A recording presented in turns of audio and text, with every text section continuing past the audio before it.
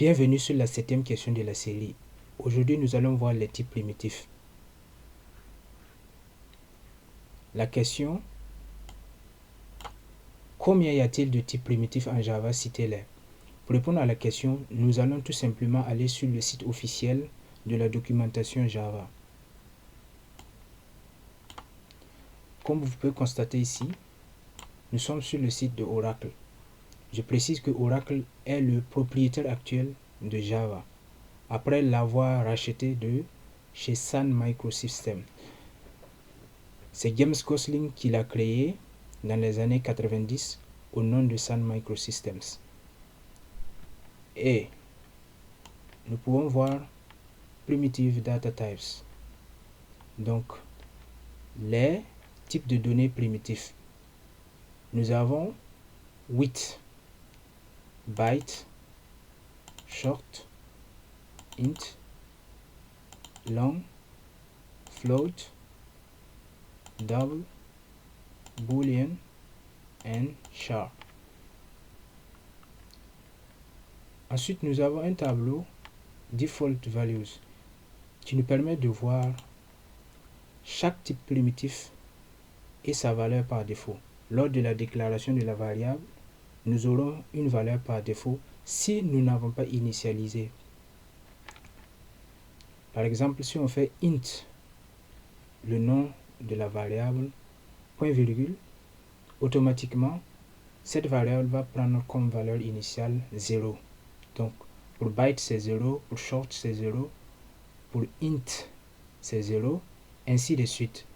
Et nous pouvons constater ici que il y a string, qui est un type intégré à Java, par contre, n'est pas un type primitif. Ce qui fait que, lors de la déclaration de la variable string, nous aurons null comme valeur. Donc, pour initialiser une variable de type string, on utilise le mot-clé new. Et c'est pareil pour tout type d'objet en Java.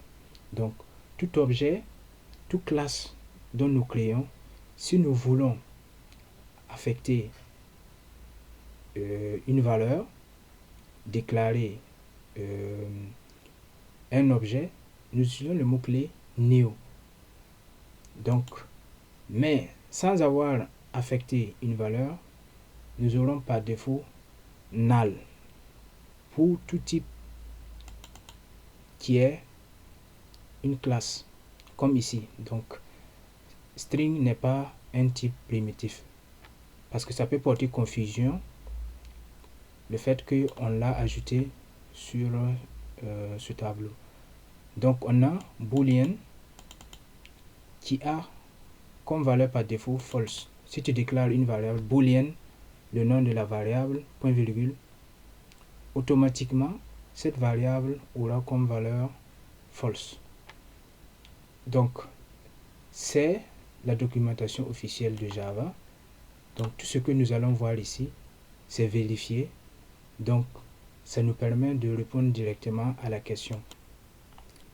Il est important de souvent venir jeter un coup d'œil sur la documentation officielle. Donc, ici, avec cette partie de la documentation, nous avons répondu à notre question. Merci d'avoir suivi cette vidéo et on se donne rendez-vous sur la prochaine question.